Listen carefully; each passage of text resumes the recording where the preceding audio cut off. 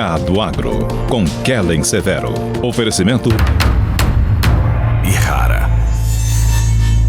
Consórcio Massey Ferguson, a partir de R$ 1.470. Acesse cnmf.com.br. Olá, sejam muito bem-vindos ao Hora H do Agro, um programa onde discutimos e analisamos os temas que mais importam para o agronegócio brasileiro. Uma semana depois da aprovação da reforma tributária, estudos indicam que o agronegócio vai pagar mais impostos. Levantamento feito pela VBSO Advogados revela que o setor de máquinas agrícolas pode ter aumento de até 300% na carga tributária. No Senado, parlamentares falam em mudanças no texto da reforma.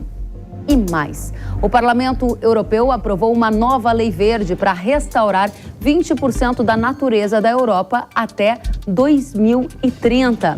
E produtores rurais protestam em frente ao Parlamento com o temor de que sejam feitas imposições de obrigações em áreas agrícolas. Ainda no cenário internacional, eleições 2024. Estados Unidos se preparam para a corrida presidencial. Você vai conhecer os pré-candidatos, os favoritos e os impactos para o agro mundial. E tem mais. Será que vem aí um super El Niño? Nós vamos detalhar as chances de ocorrência do fenômeno de alta intensidade e os impactos no agro. Você acompanha tudo isso e muito mais a partir de agora no Hora H do Agro, que já está no ar. Uma semana após a aprovação da reforma tributária na Câmara dos Deputados, a senadora e ex-ministra da Agricultura, Tereza Cristina, disse que a casa deverá alterar alguns pontos do texto. Vamos conferir. Mas o Senado pode melhorá-la. Nós temos alguns pontos de atenção nessa reforma que precisam ser revistos. Discutir melhor esse conselho federativo, né? Como é que você faz, qual é a paridade dele. Também temos aí o artigo 20, que trata das exportações, que também é tanto para todas as commodities, também precisa ser revisado. Tem o problema, temos aí que ver também do tributo aí sobre a venda de imóveis urbanos e rurais, né? Quando você paga o ITCD, né? Ou ITCMD, que também tem algumas coisas a serem feitas. Enfim, nós criamos um grupo para estudar a reforma e ver, para contribuir para que ela saia o melhor possível desse Congresso. Tereza Cristina também ressaltou a importância das leis complementares após a aprovação da reforma tributária, que vai definir a alíquota de referência. E ela ainda ressaltou: o objetivo não é criar mais impostos. Vamos conferir. Nós temos leis complementares que vão precisar ser feitas após a votação pela reforma tributária. E essas leis complementares são essenciais para regulamentar pontos que não estarão dentro desse texto inicial. Então, as alíquotas, quais serão os produtos que fazem parte da cesta básica, enfim, ainda temos muita discussão pela frente, mas eu espero que essa reforma possa ser votada aqui nessa casa ainda no segundo semestre. Nós não queremos aumento de imposto. E para apontar as perspectivas da reforma tributária no Senado brasileiro, a gente recebe o comentarista da Jovem Pan News, Roberto Mota. Mota, seja muito bem-vindo. Oi, Kellen. Muito obrigado pelo convite. É um prazer participar do seu programa. Da mesma forma, é muito bom tê-lo conosco, Mota. Primeira questão, a gente vai ter uma votação apressada no Senado, assim como vimos na Câmara? Espera-se que não. O Senado deve fazer uma análise cuidadosa do que foi aprovado na Câmara, que foi um processo de aprovação extremamente rápido, incompatível com a seriedade e com o impacto que o projeto tem. Esse é um projeto que vai afetar várias gerações de brasileiros. Ele deveria ter sido discutido com muito mais cuidado e participação da sociedade. A gente espera que isso aconteça agora no Senado. Pois é, essa é uma preocupação bem grande do setor agropecuário também. E o agro, Mota, também está preocupado com a possibilidade de pagar mais impostos. Só para dar um exemplo, no setor de máquinas agrícolas, a gente vai abordar esse tema aqui daqui a pouco, há estudos que apontam que a incidência de tributos pode aumentar em 300%. Há também uma outra preocupação do setor, que foi uma emenda que criou de última hora um imposto estadual extra. Ele basicamente cria um fundo de infraestrutura com recursos do agro. A pergunta objetiva é: você acredita que a reforma tributária no Senado ela vai ser ajustada para melhor, ou seja, para que o contribuinte pague menos tributos ao Estado?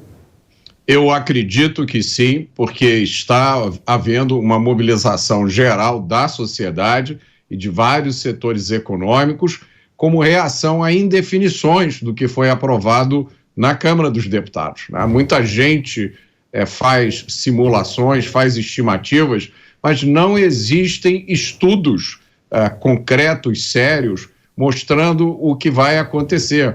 Muito do impacto da reforma virá do que vai ser aprovado na lei complementar, em leis ordinárias e futuras resoluções do Senado.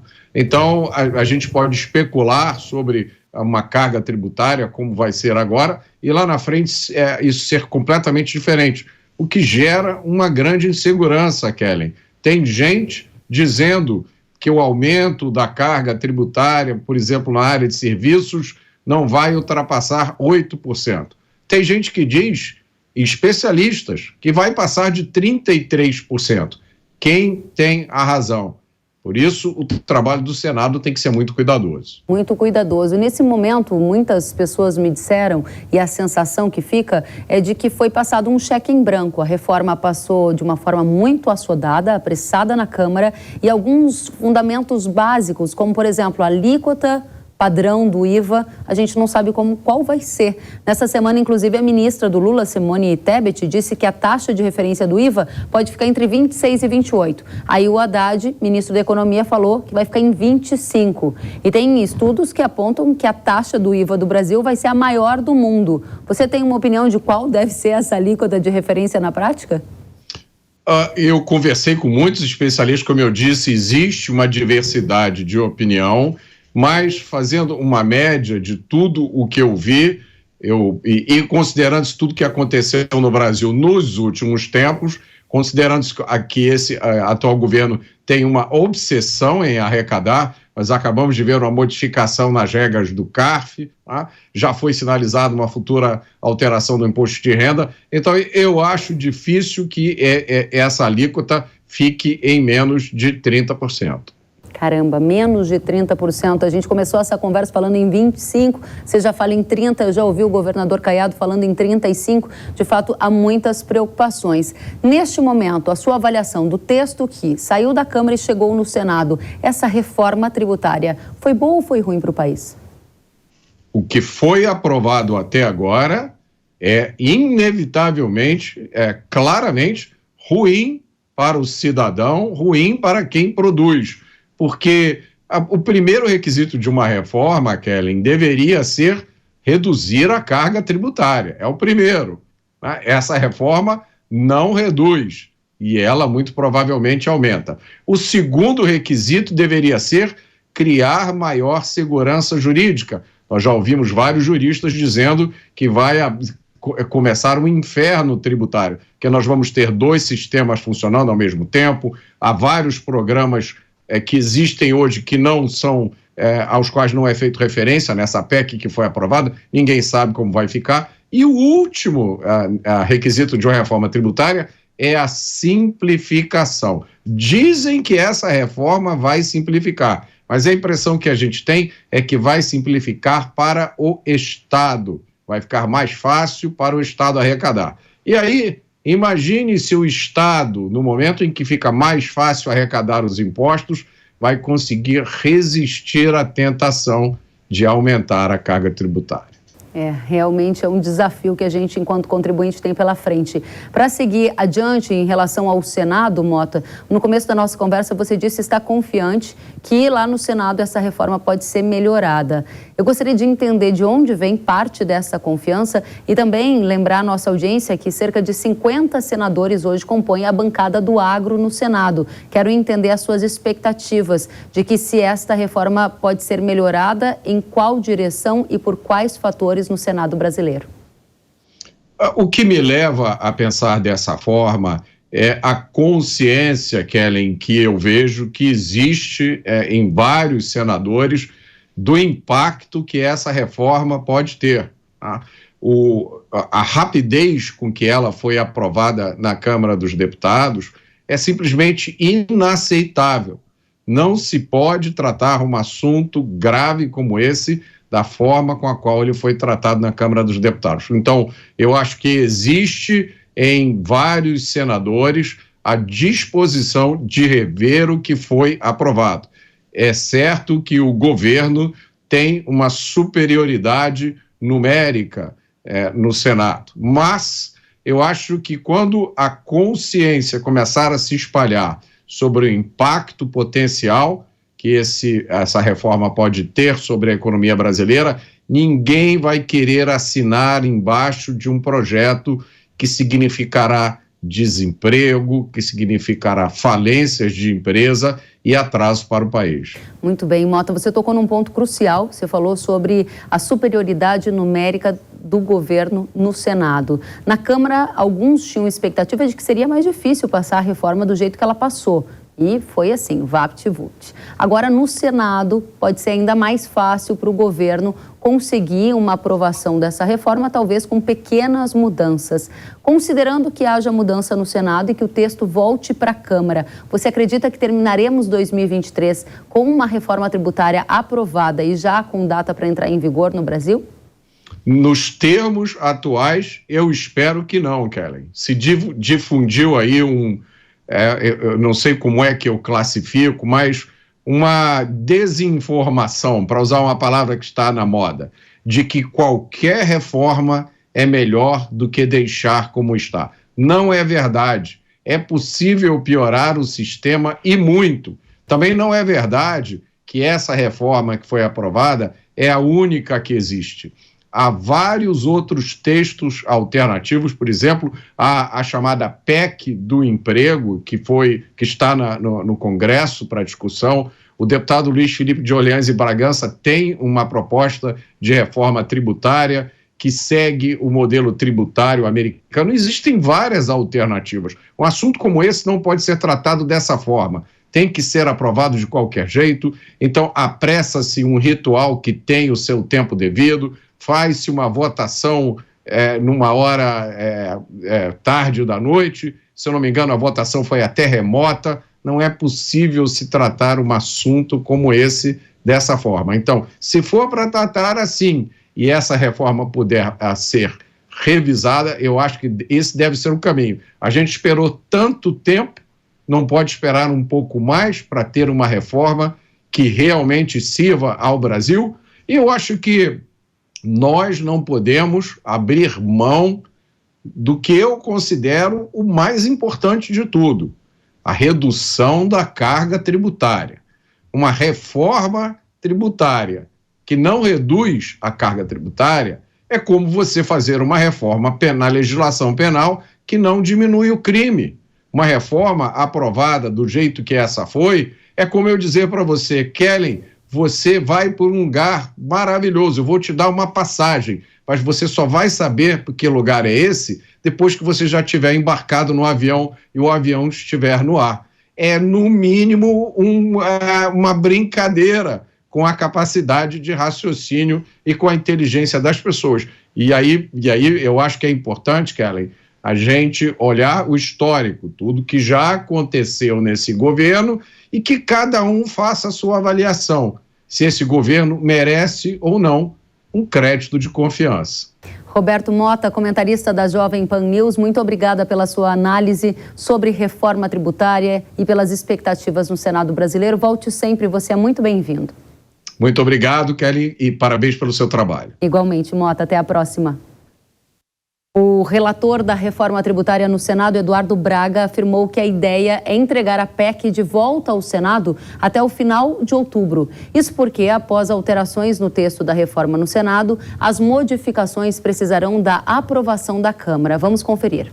Esperamos, num tempo que o Senado compreender maduro, o nosso objetivo é até o final de outubro poder entregar à Câmara dos Deputados uma contribuição do Senado. Já o presidente do Senado, Rodrigo Pacheco, disse acreditar que a promulgação da reforma tributária vai ocorrer ainda em 2023. Vamos ouvir. O que eu estimo, é só uma estimativa mesmo, é que possamos fazer esse trabalho e exauri-lo ao longo de 2 meses e possamos ter, no meio desse segundo semestre, a apreciação pelo Senado. E com um intuito muito forte de que a gente possa promulgar essa emenda constitucional da reforma tributária, que vai ser um marco político, histórico para o país, ainda esse ano. Após uma semana da aprovação da reforma tributária na Câmara, advogados tributaristas têm feito críticas ao texto. Segundo o vice-presidente da Academia Brasileira de Direito Tributário, Eduardo Diamantino, o agronegócio vai ter aumento de carga tributária. Vamos conferir. O fundamento inicial da reforma era a simplificação do sistema. Nunca se falou nem aumento nem redução, mas simplificação do sistema. Por conta disso, nós deixamos de ter IPI, ICMS, PIS e COFINS e criamos o IBS, a CBS, que é a contribuição, e o imposto seletivo. E de quebra, um contrabandeado no artigo 20, que é a constitucionalização dos fundos como o FETAG, o FETAB, então ficou 4-4, ou seja, não simplificou nada. Agora, o que tem de pior para o agro? É que o agro sempre trabalhou no Brasil, principalmente ao início da cadeia do agro, a produção rural, com diferimento até a agroindústria, ou seja, o produtor rural não recolhia e ficava postergado para lá. Agora, o que aconteceu? Todo mundo recolhe. Obviamente, existe um limite de 3.600 que a pessoa pode optar, mas, enfim, em tese, todo mundo recolhe. E quem fatura mais de 3.600 vai necessariamente pagar as contribuições como uma empresa que nunca o fez. O sistema agro brasileiro é estruturado por uma série de razões, principalmente da produção da pessoa física. E isso vai gerar um aumento de carga tributária. Acho que todo mundo precisa ficar muito ligado nisso, que o agro vai ser prejudicado. A reforma consistiu basicamente em colocar o agro para pagar imposto. O agro e o setor de serviço, os dois setores extremamente prejudicados. Obrigada, Eduardo Diamantino. A VBSO Advogados elaborou um estudo em que projeta aumento de até 300% na carga tributária de máquinas e implementos agrícolas após o texto da reforma tributária aprovado na Câmara. O setor de máquinas não foi contemplado com a alíquota reduzida. Vamos ouvir. Outra preocupação grande do agro é que o setor de máquinas e equipamentos ficou de fora dessa redução a 40%. Por mais que se insista que o texto final falou em insumos, máquinas e equipamentos para fins tributários não se confundem com insumos, né? Insumo é aquela coisa que se desgasta diretamente no processo produtivo. Pode-se defender que isso inclua máquinas e equipamentos, mas com certeza é um fator de litígio futuro. Ao ficar de fora, esse setor, portanto, pode sofrer um aumento de 300% da carga que hoje já existe, né? Por exemplo, na saída interna de máquinas e equipamentos, a gente tem uma tributação mais ou menos de 6% de PIS/COFINS, não tem ICMS, não tem IPI, e isso poderia ir para 25%, representando um aumento de 300%, porque são 18 pontos percentuais, né? 3 vezes a alíquota básica. E isso deve ser renegociado no Senado, porque não tem dúvida de que isso vai trazer custos de financiamento da operação para o produtor, sem a possibilidade, muitas vezes, de repassar para preço. A última preocupação é garantir que o imposto seletivo, que vai ser exigido de produtos que possam fazer mal ao meio ambiente ou à saúde, não atinjam efetivamente os produtos que compõem a cadeira do agro. Particular preocupação existe em relação a defensivos agrícolas que por algum motivo podem ser interpretados como parte desse rol de bens a ser atingido pelo imposto seletivo, né? Muito obrigada, Paulo Vaz, advogado tributarista, pelos esclarecimentos. A Associação Brasileira das Indústrias de Óleos Vegetais apontou preocupação com a emenda que instituiu os fundos estaduais para investimento em infraestrutura, com a taxação do agro. A ABIOV publicou uma nota dizendo que a medida implicará de modo reflexo na tributação das exportações e no aumento de custo aos contribuintes. E acrescenta, não há qualquer justificativa plausível para uma reforma tributária que muda o sistema aceitar a instituição de um novo tributo que tem fundamento justamente no modelo anterior. E sobre a criação desse fundo estadual para investimento em infraestrutura com recursos do agronegócio, o relator da reforma tributária no Senado, o senador Eduardo Braga, disse no Twitter que alguns dos artigos incluídos de última hora no relatório da PEC vão merecer atenção inclusive esse. Segundo ele, esse novo tributo parece estranho, já que um dos fundamentos da reforma é a simplificação tributária. Exatamente por isso, ele será profundamente debatido no Senado Federal, escreveu. E nesta semana, o Parlamento Europeu aprovou uma nova lei verde que prevê a restauração da natureza. O objetivo, segundo o parlamentar, é recuperar ecossistemas para combater as mudanças climáticas e a perda de biodiversidade. A legislação recebeu 336 votos a favor, 300 votos contra e 13 abstenções. No site do Parlamento Europeu, diz que os deputados apoiam a proposta da Comissão de implementar medidas de restauração até 2030, cobrindo pelo menos 20% de todas as áreas terrestres e marítimas da União Europeia. Com essa aprovação dos deputados, o Parlamento deve iniciar negociações com o Conselho Europeu sobre a forma final da legislação. E relembra ainda que mais de 80% dos habitats europeus estão em mau estado. Vale lembrar que essa lei aprovada faz parte do Green Deal, ou Acordo Verde Europeu. Um dia antes da aprovação dessa lei, agricultores protestaram na França, onde fica localizado o Parlamento Europeu. Eles são contra a legislação europeia sobre restauração da natureza. Uma entidade da Bélgica, que representa os produtores rurais, afirma que o setor não é contra o objetivo da lei europeia, mas sim contra a maneira como ela está sendo aplicada, que, segundo eles, acontece sem pensar. No ato, os agricultores carregavam cartazes com frases como agricultura sustentável e agricultor ameaçado de extinção. No mesmo local, a ativista climática sueca Greta e diversos manifestantes protestaram a favor da lei. Durante um discurso, ela citou que a não aprovação da lei seria uma traição com as gerações futuras. O grupo carregava cartazes onde estava escrito: sem natureza, sem comida. No site, a entidade que representa os agricultores afirma que a obrigação de restaurar habitats e espécies fora de áreas de conservação e a obrigação de restauração em áreas agrícolas são motivo de maior preocupação. Eles dizem ainda que falta uma análise aprofundada do impacto jurídico, econômico e espacial da legislação. Em outro posicionamento, os agricultores afirmam que mais áreas agrícolas farão novamente fronteira com a natureza a ser protegida, o que colocará em risco as licenças existentes e novas e criará uma grande incerteza entre os agricultores quanto ao desenvolvimento do negócio. A gente vai agora conversar com Eduardo Lunardelli Novaes. Ele é empreendedor rural e foi secretário de Clima e Relações Internacionais do Ministério do Meio Ambiente entre 2021 e 2022. Novaes, seja muito bem-vindo ao Hora H do Agro. Muito obrigado, Kelly. Um prazer conversar contigo. Da mesma forma, e especialmente nesse momento em que a Europa aprova uma nova lei verde. Primeira pergunta é: o que significa na prática para o agro essa nova lei verde que prevê uma restauração de 20% do território europeu, é isto? É isso, exatamente. A lei foi incluído um dispositivo logo no final da aprovação dessa lei que determina que a lei passe por uma comissão de segurança alimentar antes de ser promulgada. Mas supondo que essa lei permaneça como está, ela será, depois de promulgada, enviada aos países membros da União Europeia, para que então, 2 anos depois, os países membros submetam à União Europeia os seus planos nacionais para cumprimento dessa meta de recuperação de 20% dos ecossistemas. Isso significa, na prática, a perda de área de agricultura, efetivamente. Eu posso dar um exemplo de um dos países europeus, que é a Dinamarca. A Dinamarca tem hoje uma área de aproximadamente 76% do seu território, que é área de cultivo.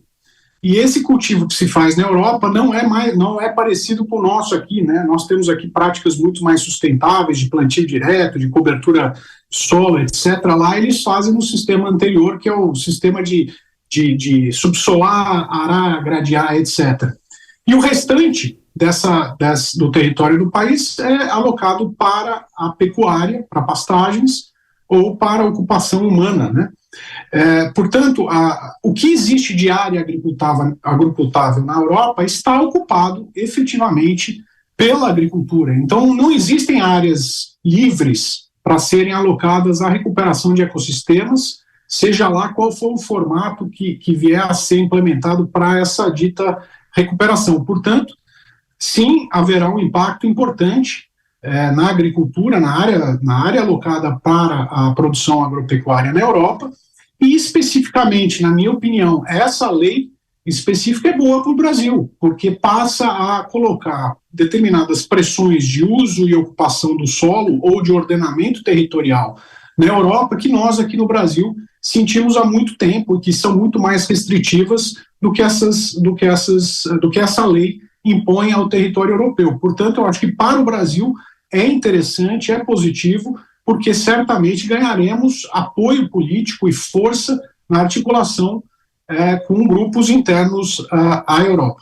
Interessante, Eduardo. Agora, em linha com o que você estava mencionando, agricultores europeus se manifestaram nas ruas e disseram que eles temem ser obrigados a restaurar áreas que são agricultáveis. Você já deu uma pista que acredita que isso vai acontecer. Agora, na prática, a produção agrícola da Europa como um todo pode recuar? Você deu um exemplo da Dinamarca. Eu gostaria de olhar também para outros players. Vamos pensar em França, em outros que também são grandes produtores, né? Sim, sem dúvida. Eu tenho uma estimativa que por volta de 65%, 60% a 65% do território europeu seja ocupado pela agricultura. Mas o fato não é exatamente esse. O fato é que 100% da área agricultável hoje é ocupada pela agricultura, né? Porque a gente está descartando aqui, por exemplo, as montanhas, as áreas muito secas, etc., que não tem nenhuma aptidão agrícola. Então, eles não têm área para fazer essa recuperação, senão as áreas que hoje estão ocupadas pela agricultura, né? Vale lembrar que a Europa não tem áreas de proteção como temos no Brasil, né? Aqui no Brasil, nós temos 30% do nosso território ocupado por áreas públicas, que são ou unidades de conservação, de proteção integral, ou terras indígenas. Em outras palavras, para simplificar, esse 30% do Brasil que são alocados em áreas agricultáveis, que têm aptidão agrícola, são áreas que praticamente não se pode fazer nada. A Europa não tem isso. A Europa não tem unidades de conservação, de integração, de proteção integral, não tem terras públicas, os próprios parques nacionais, como eles chamam lá, eles não são parques nacionais, eles são áreas privadas que em seu meio tem inclusive cidades e indústrias, né, fábricas, etc. Simplesmente existe algum tipo de restrição muito leve ambiental, portanto eles não têm o que fazer a não ser restringir efetivamente o uso e a ocupação do solo na Europa para fazer frente a essas exigências aprovadas na União Europeia. Interessante. Eu vou fazer aqui uma tentativa de comparação e, por favor, me corrija se ela for descabida. No Brasil, nós temos o Código Florestal Brasileiro, que é uma lei que faz com que todo produtor salve uma parte da sua propriedade privada para a natureza. Em bioma Amazônia, a gente pode produzir em 20% e tem que salvar 80%. No Cerrado, a gente pode produzir em 70% e tem que salvar 30%. O que na prática a Europa está vivendo é uma releitura de um código florestal muito mais frouxo do que o Brasil tem? Eles não têm nenhum tipo de restrição, né? Só para fazer um resumo do que você disse, na média, para cada 1 metro quadrado de área privada alocada à produção agropecuária no Brasil, o agricultor é obrigado, por conta do Código Florestal, a alocar um outro metro quadrado para a preservação. Então, 50% da média das propriedades privadas brasileiras são alocadas à preservação, sem contar as áreas públicas, né? As unidades de conservação e as terras indígenas, as áreas não destinadas, as áreas militares e assim por diante, né? Portanto, como você muito bem colocou, a parte positiva, o que tem de positivo nessa lei para aquilo que concerne o Brasil é que eles passarão a sentir um pouquinho das dores que nós sentimos aqui no Brasil e, portanto, deveremos ter mais apoio internamente na Europa para fazer frente a essas iniciativas, digamos assim, um pouco radicais que existem na Europa para fazer frente à emergência climática, à recuperação da biodiversidade e assim por diante. A minha dúvida eu acho que de muitos agricultores do Brasil, será que essa lei vai pegar na Europa? Porque agora a gente está falando de uma medida que, como colocam os produtores que foram às ruas protestar, tende a comer uma parte da área agrícola do país para a preservação da natureza. Essa lei foi aprovada. Entre ela ser aprovada e ela entrar em vigor, existe um espaço. Que espaço é esse e a partir de quando a sua projeção de redução na produção agrícola europeia deve se confirmar, Eduardo? Em teoria, segundo o que foi aprovado, como eu disse, a lei agora passa por uma comissão de segurança alimentar da Comissão Europeia, que, supondo que não haja nenhuma alteração nessa comissão, os países membros terão 2 anos para apresentar planos nacionais em atendimento a essa lei e, teoricamente, o objetivo é que esteja implementado esses 20% de recuperação de áreas de ecossistemas até 2030. Isso é o que diz a teoria. Mas, na prática, a Europa não é muito boa em cumprir acordos ambientais. A Europa tem a tradição de, se não descumprir os acordos que assume, de refazê-los, né? Um bom exemplo disso é o próprio Protocolo de Quioto, que foi negociado a nível global e depois foi substituído pelo Acordo de Paris. Então foi feito um acordo climático global, os europeus e os americanos melaram esse acordo e construíram outro acordo no lugar. Então eu diria o seguinte, eu acho que no curto prazo a tendência é que a implementação dessa lei avance, mas conforme os custos e os benefícios, que são muito difíceis de serem mensurados pela população, pelo cidadão europeu, passem a acontecer, eu acredito que haverá muita resistência, porque o custo social e econômico para implementar essa lei será gigantesco. Excelente ponto, e eu não posso deixar de mencionar, nossa audiência que nos acompanha toda a semana deve estar lembrada que algumas semanas atrás, Eduardo, nós trouxemos aqui destaques do Financial Times que mostrava algumas regiões da Europa congelando o preço de alimento no supermercado, numa tentativa forçada de controlar a inflação. Imagine então que num contexto atual já é aplicada essa medida. Se a gente colocar uma redução de 20% do território para a produção de alimentos, eu imagino que a situação ficaria bem mais complicada, né? Ficaria não só mais bem complicado, como é bom lembrar que a produção agropecuária na Europa, ela é altamente subsidiada, né? Então 50% do orçamento da União Europeia é alocado para subsídio agrícola para os seus países membros, né?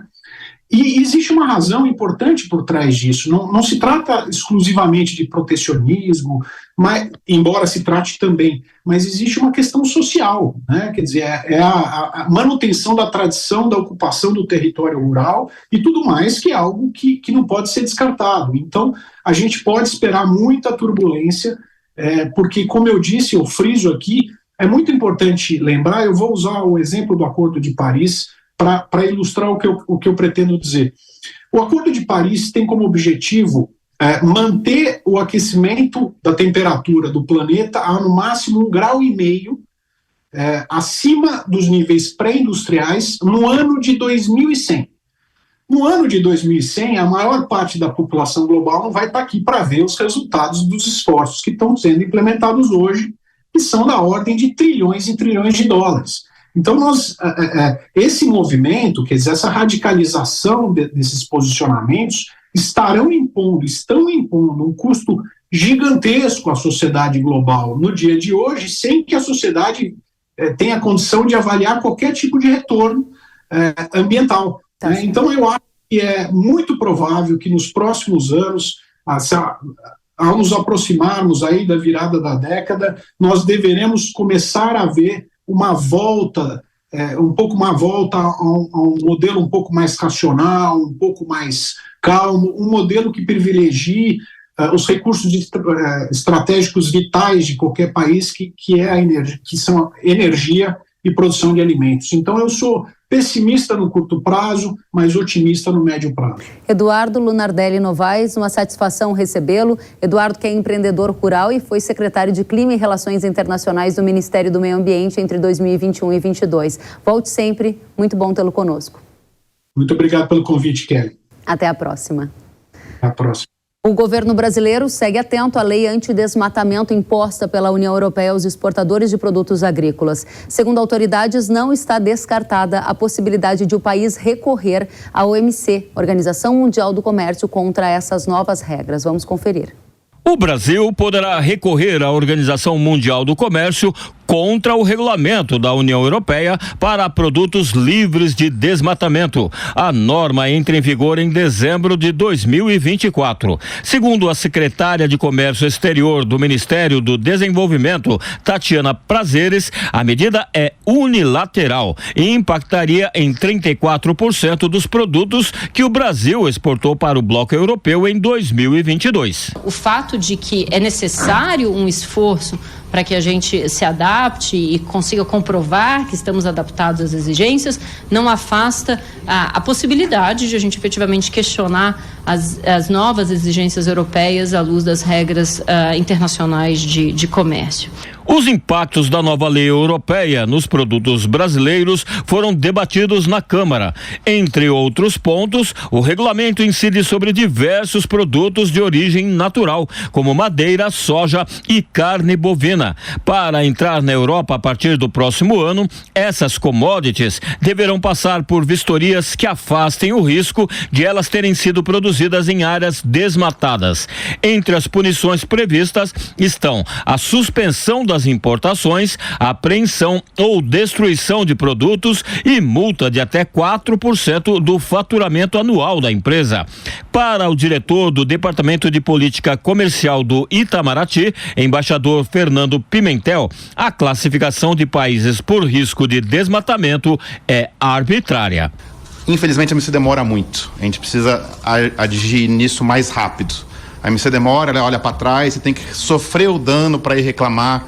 A gente quer resolver isso de uma maneira proativa, mas a gente tem dúvida, assim, vários países em desenvolvimento estão olhando essa lei com cuidado. O diretor do Departamento de Políticas de Controle do Desmatamento e Queimadas do Ministério do Meio Ambiente, Raoni Rajão, disse que os europeus desconsideram os esforços do Brasil para zerar o desmatamento ilegal até 2030. Como diz a ministra Marina, ela já afirmou isso algumas vezes, né? É como se o Brasil falasse que não compra nada de nenhum país que queima carvão.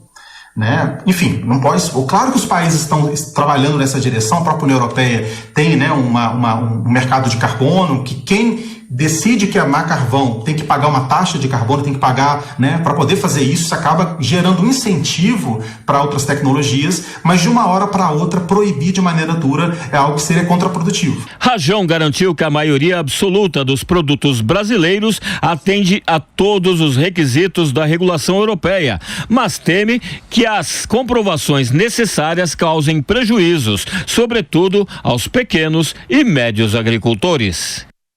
Líderes políticos de 60 países membros da Comunidade dos Estados Latino-Americanos e Caribenhos, incluindo o presidente Lula, se reúnem nesta segunda-feira em Bruxelas para discutir temas de interesse comum dos blocos. As negociações para a conclusão do Acordo de Livre Comércio entre Mercosul e União Europeia podem ser objeto das conversas. Segundo o Itamaraty, Lula levará ao evento o posicionamento brasileiro em relação às últimas exigências do bloco europeu, como a lei antidesmatamento que acabamos de ver na reportagem. E a gente vai para um rápido intervalo e na volta você vai acompanhar eleições 2024. Estados Unidos se preparam para a corrida presidencial. Você vai conhecer os pré-candidatos, os favoritos e os impactos para o agro mundial. E tem ainda as expectativas de um super El Niño. Será que vem aí? A Agência Climática Americana atualizou as projeções sobre a intensidade do fenômeno e nós vamos entender os impactos para a safra verão e inverno do Brasil. Daqui a pouco eu espero você.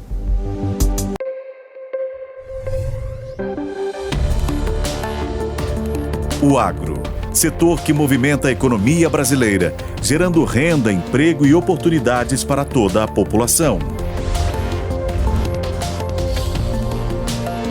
Hora H do Agro, com Kellen Severo. Precisando de uma nova máquina para aumentar a sua produtividade? Aqui no Consórcio Nacional Massey Ferguson lançamos o Grupo 377. Com ele vem vários benefícios exclusivos para você, como planos em até 10 anos para pagar, sem juros, sem taxa de adesão e parcelas reduzidas a partir de R$ 1.470. Aproveite e procure a rede de concessionárias Massey Ferguson. Quer saber mais? Acesse www.cnmf.com.br ou entre em contato pelo WhatsApp 11 9 3016 0316. Sabia que o Brasil é um dos maiores produtores de soja e milho no mundo? Esse mercado movimenta mais de 70 bilhões de dólares anualmente e tem muitas oportunidades. Com o curso de comercialização de soja e milho da NIL, você aprende a negociar preços em bolsas internacionais e proteger seu capital. O professor João Birkan tem mais de 60 anos de experiência e vai te ensinar como ganhar dinheiro no agronegócio. Garantir uma taxa melhor do dólar para daqui a 12 meses. Esse curso é ideal para você que quer trabalhar com trading de soja e milho no mercado financeiro e para você que é produtor e quer potencializar os lucros com sua safra. Ingresse no setor que mais cresce no Brasil. Acesse nilcursos.com.br e inscreva-se.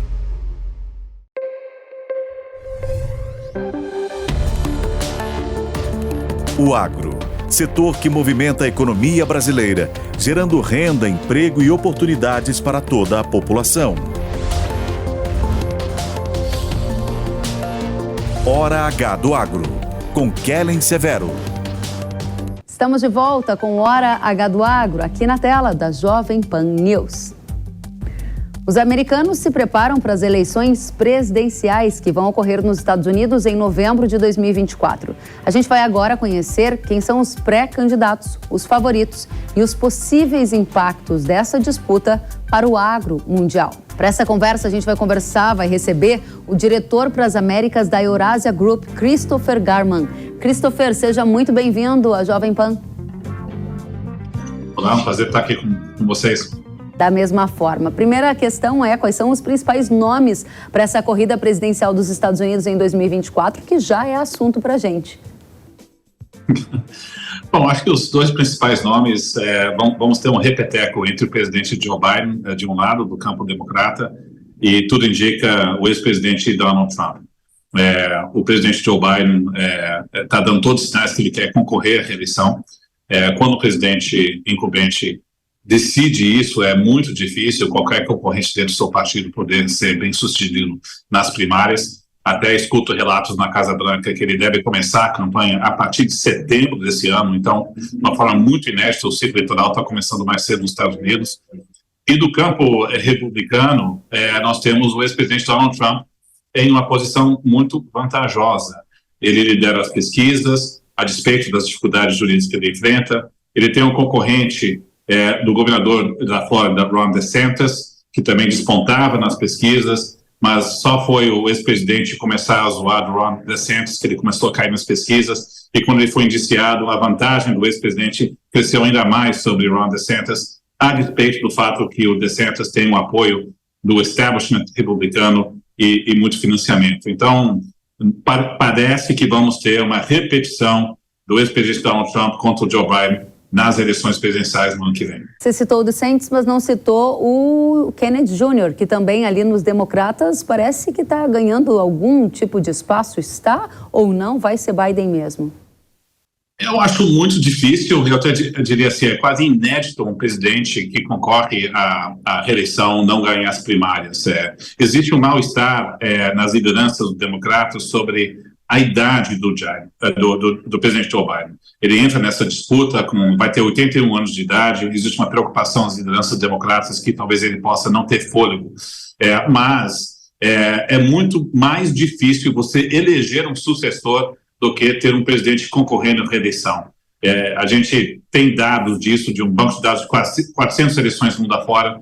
Então, a despeito desse movimento no Partido Democrata, altamente provável que o Joe Biden acaba ganhando as primárias. Muito bem, vamos para a próxima então. Você falou que há um favoritismo do Trump. Qual o cenário mais provável nesse momento? É uma vitória de Trump sobre Biden? Não, nós temos duas candidaturas, cada um com fragilidades. O presidente Joe Biden, acho que a idade dele é uma certa fragilidade. Ele está com uma taxa de aprovação de 42 pontos percentuais, o que geralmente significa que o presidente é ligeiramente favorito para ganhar a eleição. A gente olha a foto de hoje, se a eleição fosse hoje, provavelmente o Biden seria um ligeiro favorito. Mas a grande dúvida é como é que vai estar a economia americana no ano que vem. Porque o Banco Central americano está no processo de tentar domar a inflação. Vamos ter possivelmente e provavelmente mais aumentos nas taxas de juros do Federal Reserve, o que significa que pode haver uma recessão branda no primeiro semestre do ano que vem, dado a dosagem da política monetária. Se isso ocorrer, o timing é horroroso para os democratas, porque a sensação de bem-estar econômica pode estar diminuindo na véspera de uma eleição presidencial. Então, muito vai depender sobre se ou não a economia americana vai entrar numa recessão no ano que vem. Muito bem. Você falava sobre Trump. A gente, inclusive, tem imagens da última semana do ex-presidente americano, Donald Trump, com agricultores em Iowa. Iowa, que é um importante estado agrícola dos Estados Unidos. E durante um comício com esses agricultores, o Trump criticou o governador da Flórida, DeSantis, que também é pré-candidato à disputa. No evento com um agronegócio local lá dos Estados Unidos, o ex-presidente disse que DeSantis despreza totalmente o etanol de Iowa e o etanol em geral. E ele ainda Trump se autodefiniu como o presidente mais pró-agricultor que já existiu. De fato, Trump foi o presidente mais pró-agricultor que já existiu nos Estados Unidos, na sua avaliação? Ele conta com o apoio do setor agro nos Estados Unidos para 2024?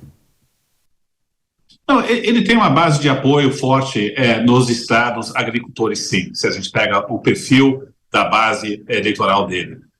Dizer que ele é o presidente que mais fez para o agro, a gente sempre tem que olhar com uma certa cautela essas frases do Trump, que tem várias coisas que ele é o maior em várias facetas, mas ele tem uma postura mais protecionista, sim, para defender o interesse do agro. Ele tem uma postura mais belicosa também, com relação à China. Então, em termos de política comercial e defesa do setor agro, ele tem, pelo menos, credibilidade perante essa base eleitoral e nesses estados, sim. Muito bem. A próxima questão é sobre a guerra na Ucrânia. A guerra na Ucrânia, para alguns analistas políticos, é entendida como uma guerra que tem o suporte de Biden. A mudança na presidência dos Estados Unidos impactará a guerra entre Rússia e Ucrânia na sua avaliação? E como isso afeta o agro global também, Christopher? Sem dúvida nenhuma, talvez uma possível vitória do Donald Trump é nessa área que talvez podemos ter repercussões maiores. O ex-presidente Donald Trump tem uma relação muito mais pacífica e até mal compreendida da relação dele com o presidente Putin. Então, ele tem declarado que ele vai terminar essa guerra.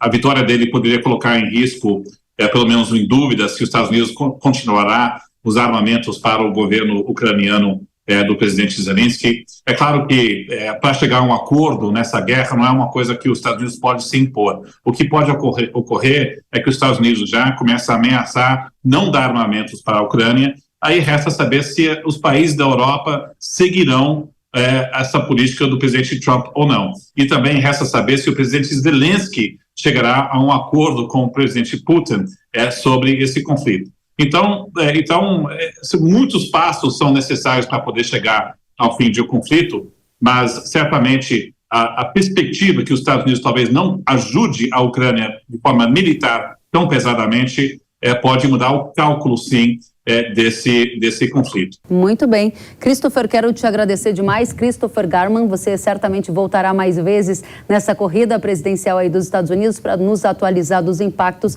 para o agro brasileiro. Por enquanto, te agradeço demais. Você que é diretor para as Américas da Eurasia Group. Volte sempre, Christopher. Muito obrigado. Prazer enorme sempre estar aqui. Da mesma forma. Até a próxima. A Agência Climática dos Estados Unidos atualizou a projeção para o fenômeno El Niño. Esse fenômeno acontece devido ao aquecimento das águas do Oceano Pacífico Equatorial, mas ele traz impactos no clima ao redor do mundo. O fenômeno começou oficialmente no mês passado e os meteorologistas da NOAA revelam uma perspectiva de continuidade durante a primavera aqui no Hemisfério Sul e no verão. A imagem que você vê na tela mostra a probabilidade de ocorrência do El Niño. Veja que ele segue acima de 90% de agora até o trimestre de janeiro a março de 2024. No mês anterior, essa probabilidade também estava acima de 90%. A NOAA ainda diz que há 80% de chance de que o El Niño atinja a intensidade moderada durante o pico. Um El Niño forte tem 50% de chance de ocorrer e um fenômeno muito forte possui uma probabilidade de 20%, ou seja, 1 em 5, mencionou a Agência Climática dos Estados Unidos. Sobre este tema, a gente conversa agora com o analista de clima da Datagro, Felipe Soares. Seja muito bem-vindo. Obrigado, Kelly. Muito prazer estar aqui. Da mesma forma, obrigada por estar conosco. Pergunta-chave: tem um super El Niño a caminho? Conta pra gente. Então, antes de responder sua questão, eu só queria mostrar uma arte para vocês onde acontece o El Niño. Vocês podem ver que aí na linha do Equador, nesse mapinha que está mostrando a temperatura, a anomalia de temperatura da superfície do mar, nessa linha do Equador é onde eles monitoram o El Niño. E você pode ver que nesse último mês, de 11 de junho a 8 de julho, já temos condições de El Niño, entre fraca e moderada, né? A temperatura está variando de 0,5 a 2 graus. E os modelos têm indicado aí, nas últimas semanas, uma redução nessa chance de super El Niño. Em meados de maio, o NOAA já indicava um super El Niño para o final do ano. Super El Niño quer dizer a temperatura da superfície do mar acima de 2 graus. Então, fica bem acima do que ocorre normalmente. E nos últimos 50 anos, ocorreram só 3 vezes super El Niño. E desde maio até nas últimas atualizações do NOAA, essa temperatura, esse pico do El Niño que você acabou de falar, tem diminuído. Ali não vai atingir mais 2 graus Celsius. Hoje, esse pico está entre 0,5 e 0,8 graus Celsius acima da normal. Isso fica um El Niño entre moderada e forte intensidade. E além do NOAA também, tem um modelo australiano que também está reduzindo essa chance de super El Niño. Perfeito. Antes, eles indicavam uma temperatura, eles são mais otimistas em relação ao El Niño, né, super El Niño. Antes, eles indicavam uma temperatura acima de 3 graus Celsius, hoje está 2,2. Então, a gente tem visto aí uma redução nessa chance de super El Niño para ser fim do ano. Muito bem, Felipe. Na prática, então, não sendo um super El Niño, né, uma probabilidade um pouco menor que você coloca no momento, sendo um El Niño mais moderado, qual é o cenário de chuva para a safra de inverno 23-24 no Brasil? Inclusive, você tem artes para nos mostrar, eu vou pedir para a produção já colocar na tela. Por favor. Nessa primeira arte, a gente está mostrando a previsão de precipitação nas próximas 2 semanas, até o final de julho. Então a gente está indicando aí precipitação abaixo da normal em grande parte do Brasil. Apenas algumas regiões aí do sul do Brasil pode ter precipitação perto da média histórica, e também no litoral aí da Bahia, de São Paulo e também de Santa Catarina, que pode ter precipitação acima da normal. Já nos meses seguintes, mostra condições típicas de El Niño. El Niño no Brasil, ele causa redução nas chuvas no norte do país. Vocês podem ver que nessa mancha mais escura aí indica precipitação abaixo da média histórica, em praticamente toda a região norte do Brasil. E na região sul, acontece ao contrário, ele chove mais do que o normal. E é isso que deve acontecer nos próximos 2 meses, pelo menos. Deve ter chuvas bem acima das normais, principalmente no Rio Grande do Sul. Perfeito, o que é uma característica tradicional, né, Felipe? Agora, para o verão, você espera que tipo de comportamento do Brasil para a safra com a chegada desse El Niño? E tem mais artes aí também que eu trouxe, que mostra agora de setembro a outubro. Que já começa o período de plantio do verão, né, Felipe? Nessa época do ano e começa aquelas chuvas de verão que a gente está acostumado, que ocorre nesses meses, que é as chuvas mais intensas durante o ano. E também o El Niño continua com essas consequências em relação ao clima, chuvas acima da normal na região sul e chuvas abaixo da normal na região norte. O que afeta isso nas culturas agrícolas?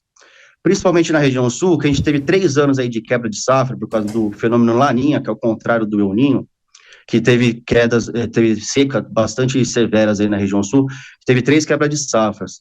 E a gente está prevendo aí que nessa próxima safra de verão deve ter uma recuperação significativa, já que deve chover mais que a normal, né?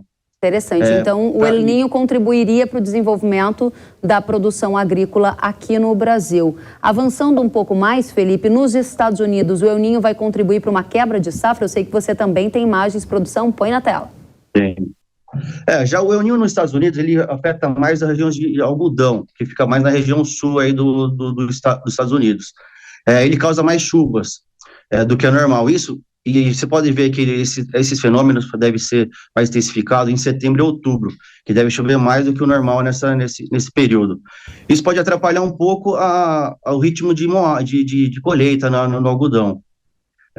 Mas assim, já que já tivemos plantado já o algodão já foi plantado, o milho e a soja também. Então, as chuvas acima da normal pode atrapalhar um pouco a relação à colheita. Não necessariamente na cultura em si, né? Perfeito. Felipe Soares, analista de clima da Datagro, muito obrigada pelas informações, pelas ilustrações. Volte sempre. Obrigado, Kelly. Até a próxima. A Companhia Nacional de Abastecimento, a Conab, elevou a projeção da safra de grãos de 315 milhões de toneladas projetadas no mês passado para 317,6 milhões de toneladas. O crescimento em relação à safra passada é de 16,5% e, se confirmada, será a maior produção de grãos da história do Brasil. Esse aumento ocorre devido ao melhor desempenho das lavouras de milho segunda safra, do crescimento da área semeada com trigo, aliado às boas condições climáticas que vêm ocorrendo e também fruto da safra recorde de soja, que é justamente o nosso assunto, a principal cultura que vai ajudar o Brasil a atingir esse resultado, com uma produção estimada em 154,6 milhões de toneladas, 23% acima do ocorrido no ciclo passado, o que consolida uma safra recorde para o Brasil. O Brasil mantém o posto de maior produtor de soja do mundo. Para o milho, a previsão é de uma produção de 127,8 milhões de toneladas, incluindo as 3 safras. A primeira deve crescer 9,3, com uma safra de 27,3 milhões de toneladas. A segunda, e maior, é estimada em 98 milhões de toneladas, alta de 14%. E a terceira safra deve ter uma produção acima de 2 milhões de toneladas, uma alta de 7%.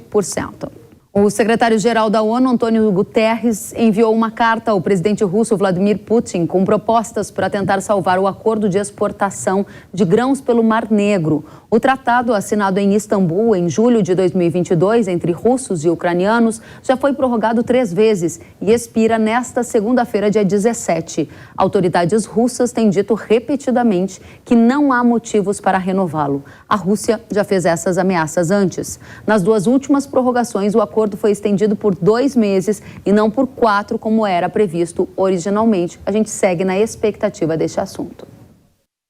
E agora é a hora de manejo no Hora H do Agro. Vocês já ouviram falar em biológicos? Pois é, um mercado crescente no Brasil que a gente vai detalhar a partir de agora com o nosso convidado, Yuri Cozin, gerente de produtos biológicos da Yara. Seja muito bem-vindo. Obrigado, Kellen. Obrigado pela oportunidade de falar um pouquinho mais desse mercado que cresce aí na casa dos 60% ao ano. O mercado de produtos biológicos. Caramba, 60% ao ano de crescimento, e é por isso que a Yara decidiu investir milhões nesse segmento?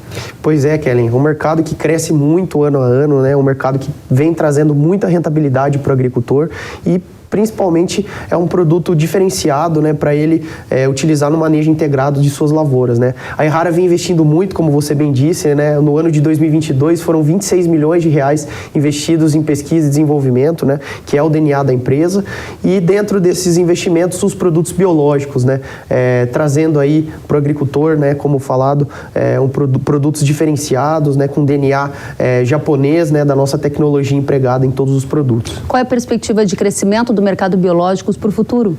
Perfeito, Kelly. A gente tem um dado da CropLife, né, uma entidade que representa diversas instituições aí do nosso mercado do agronegócio, que diz que até 2030 a expectativa desse mercado é atingir aí a casa dos 17 bilhões de reais, né? Então, um crescimento aí na casa dos seus 30% ao ano, né? Um crescimento muito expressivo, e a tendência é que ano a ano isso vai ganhando mais espaço dentro das lavouras do nosso Brasil, né? Interessante que a gente está aqui falando de biológico. Será que todo mundo que faz parte do agro ou não faz parte sabe o que é biológico, afinal? Acho que vale a pena você detalhar para a gente o que é esse biológico e quais são as tendências nessa área. Perfeito, Kellen. Os produtos biológicos, né, ou os biodefensivos, como são chamados também, são os produtos à base de micro-organismos ou macro-organismos, né? São produtos aí, são micro-organismos, a gente pode dizer aí bactérias, fungos, né, entre outros, e também produtos derivados desses seres vivos, né? Então a gente chama os biológicos de terceira geração ou quarta geração, que são os metabólitos, né? Esses produtos, eles são desenvolvidos com formulações específicas para a gente gente utilizar nas lavouras aí de soja, milho, entre outras, né, os nossos HFs aí, hortifrutis, espalhados pelo Brasil, para controlar as principais pragas e as principais doenças que a gente tem no nosso território. Nesse portfólio, o que mais chamou a atenção da Yara entre os lançamentos de vocês? Perfeito. A gente teve 2 lançamentos recentes, né? O Romeu, nosso biofungicida, né? É um produto muito interessante porque é um ingrediente ativo novo que traz um modo de ação diferenciado para o agricultor trabalhar o manejo integrado da ferrugem da soja e outras doenças da cultura da soja, que vem trazendo rentabilidade para o agricultor, né? A gente teve alguns trabalhos desenvolvidos com as principais cooperativas do Brasil na última safra, que trouxe um incremento de 3 a 4 sacas a mais para esses agricultores, né? E recentemente também trouxemos um bionematicida, o Trunenco, né? Que é um produto para controlar os nematóides que estão espalhados aí no solo, né? E trazendo um produto para controlar uma das pragas que mais cresce aí, que tomam mais de 35 milhões de reais ano a ano na cultura da soja. Interessantíssimo. E a gente quer saber o que vem por aí no futuro. Quais são as tendências, os novos lançamentos, Cozin? Perfeito. A Yara vem trabalhando muito, né, em desenvolvimento de novas tecnologias. Hoje a gente tem um time dedicado para pesquisa e desenvolvimento de produtos biológicos, né, bem como a prospecção, né, desses micro-organismos no solo, em diferentes locais. E a gente espera trazer para o próximo ano mais 3 soluções, né, 3 biofungicidas para esse mercado. E no futuro próximo aí tem um portfólio amplo aí com mais de 10 produtos para a gente estar trabalhando com os nossos agricultores, né? Excelente. Yuri Cozin, gerente de produtos biológicos da Yara, a gente ficou muito feliz de te receber, especialmente para saber de todas essas novidades, desse crescente mercado e do mar de oportunidades que a nossa audiência pode aproveitar e surfar. Volte sempre, foi um prazer. Muito obrigado, Kellen, obrigado a todos. Muito obrigada pelos esclarecimentos sobre o mercado de biológico. E pegando carona nesse assunto, eu tenho um recado para você.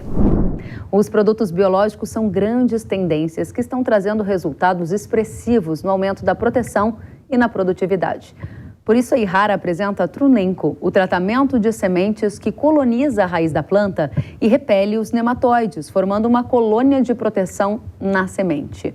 A solução tem o maior espectro do mercado, controlando com eficácia nematóide das galhas, nematóide das lesões, nematóide reniforme e outras ameaças à rentabilidade. A Yara também apresenta Romeu, o inovador fungicida biológico ideal para um manejo preventivo que atua no controle de doenças da soja, capazes de causar perdas de até 90% na produtividade. Graças ao seu modo de ação inédito, Romeu ativa as defesas naturais da planta para resistir às doenças. As soluções são compatíveis com outros produtos, químicos e biológicos, tornando-se ferramentas-chave no manejo de resistência e na estratégia de proteção da lavoura. Quer proteger a sua produção com eficácia e sustentabilidade? Então acesse agora yara.com.br ou aponte a câmera do celular para o QR Code da sua tela e saiba mais. O Hora H do Agro fica por aqui. Até a próxima semana. Tchau!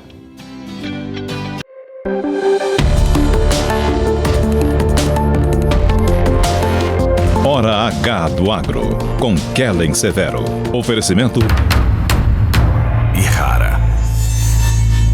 Consórcio Massey Ferguson, a partir de R$ 1.470. Acesse cnmf.com.br. Realização Jovem Pan News.